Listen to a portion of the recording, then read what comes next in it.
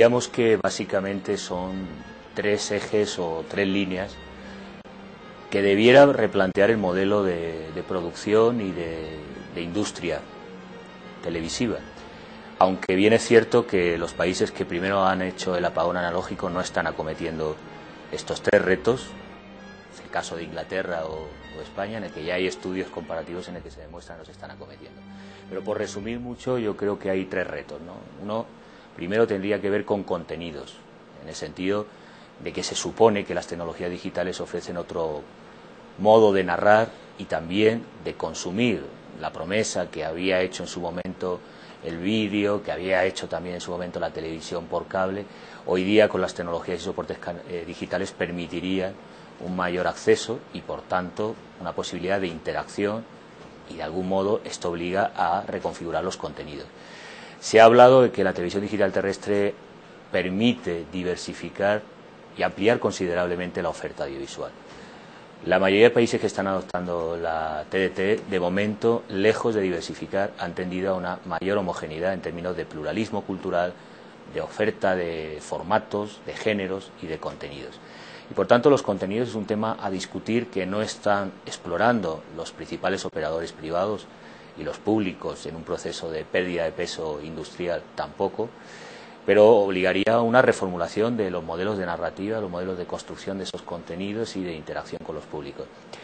El segundo reto tiene que ver con la dimensión económica y la sostenibilidad, que es una cuestión quizá no muy de moda hoy día en los debates y en las agendas sobre el futuro de lo digital, pero la cuestión de la ecología de medios. Es verdad que con la fórmula de canalización digital podemos multiplicar la oferta audiovisual y de algún modo personalizar, segmentar, atender las demandas singulares muy específicas de la población, de aquellos sectores que no tenían de algún modo contenidos específicos adaptados a sus necesidades o demandas reales o latentes.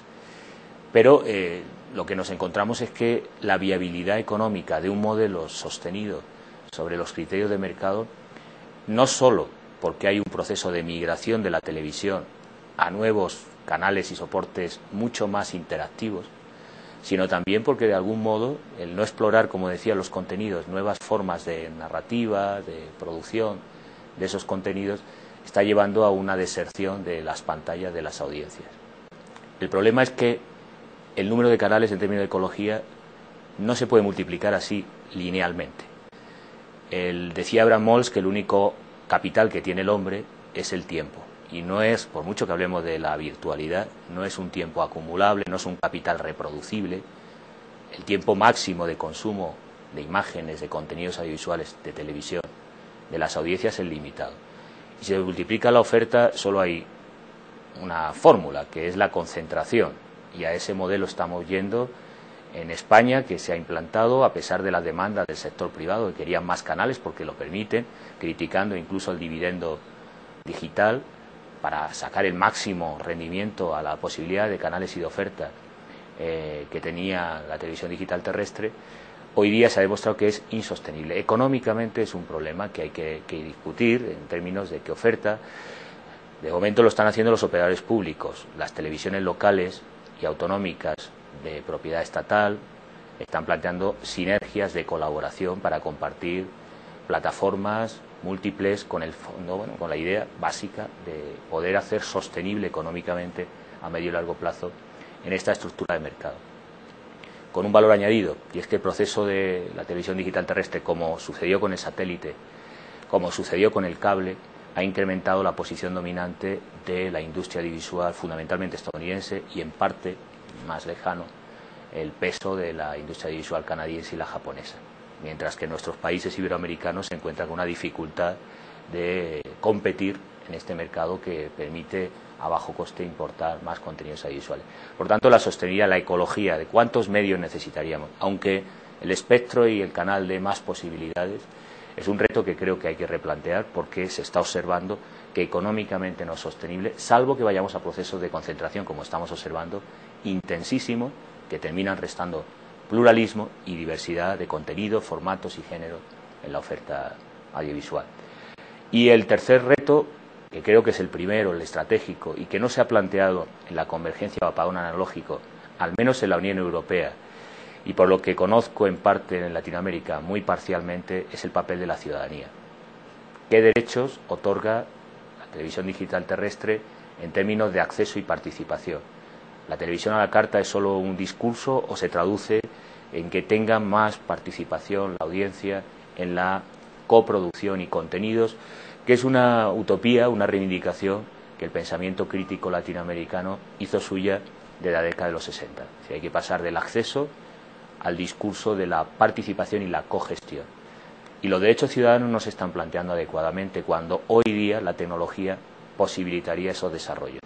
Tenemos tres dificultades. La primera es que los poderes públicos, los estados, no cuentan con el suficiente presupuesto para poder explorar, investigar cómo se puede hacer televisión de acuerdo a fórmulas participativas y de cogestión de los públicos.